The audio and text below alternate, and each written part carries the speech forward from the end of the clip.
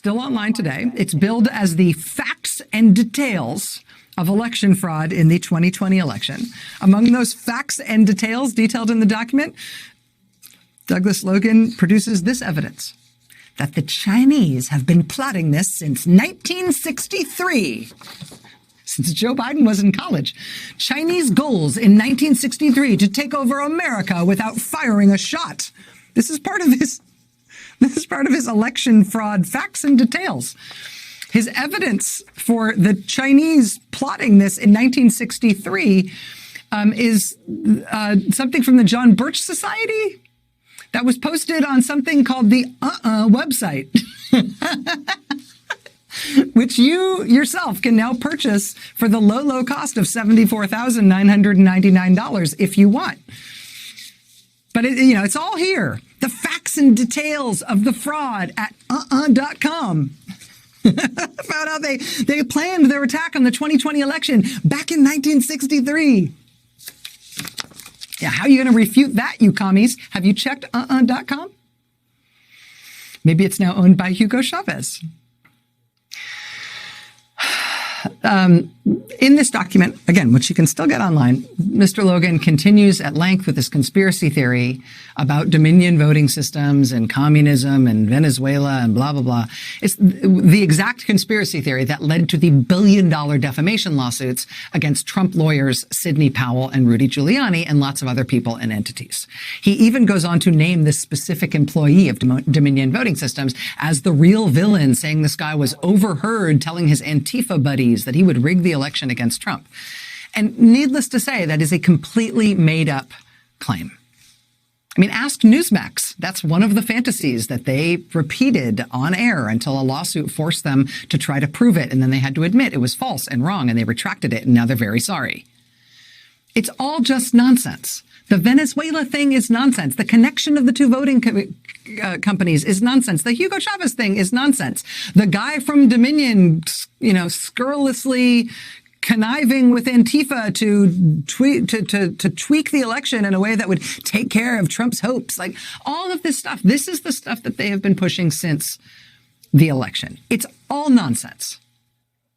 If you don't believe that it's nonsense, ask yourself why people who are being sued for defamation for making those claims are retracting them and apologizing for them and admitting that they are false. But former President Trump's contention that he lost the election is based on this exact craziness. It's based on this exact nonsense. And so far, it really has led to multiple billion-dollar lawsuits against the most prominent purveyors of these fantasies. But this guy, Douglas Logan, who is still, to this day, promoting this exact junk, at least in his case, he's not retracting anything. He says he absolutely stands by it.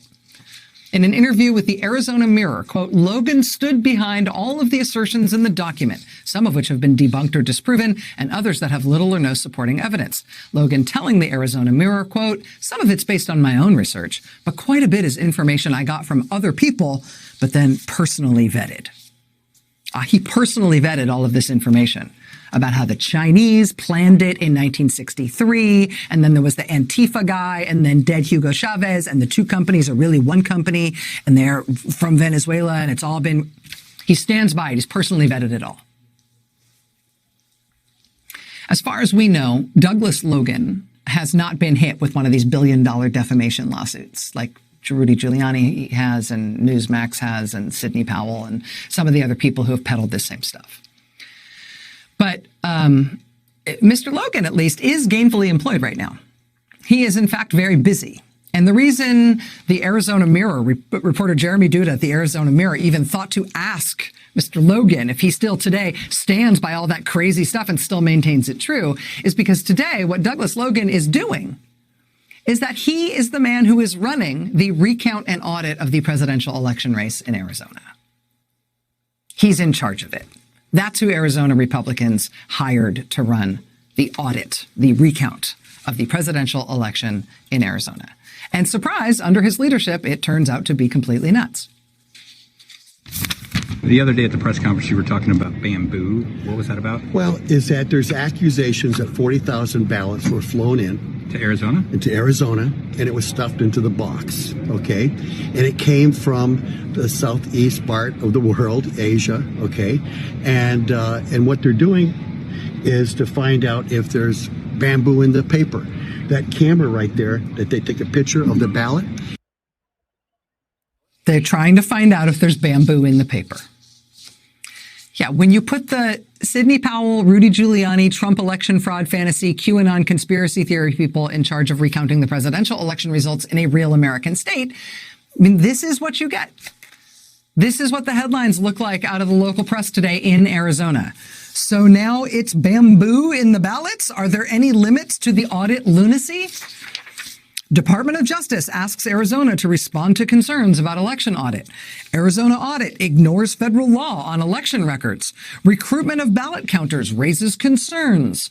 Arizona election auditors include those who touted voting fraud. That last one is where we learned today, thanks to the Arizona Republic, that one of the people working in some capacity on the Arizona audit, alongside Douglas Logan, the communists did it conspiracy theory guy, one of the other people working on the audit in a capacity that must be kept secret because of a non-disclosure agreement, is an Arizona woman who has taken it upon herself to prove the election fraud fantasy that Donald Trump is still really the president by personally collecting allegations of fraud via a website that she set up in Arizona after the election.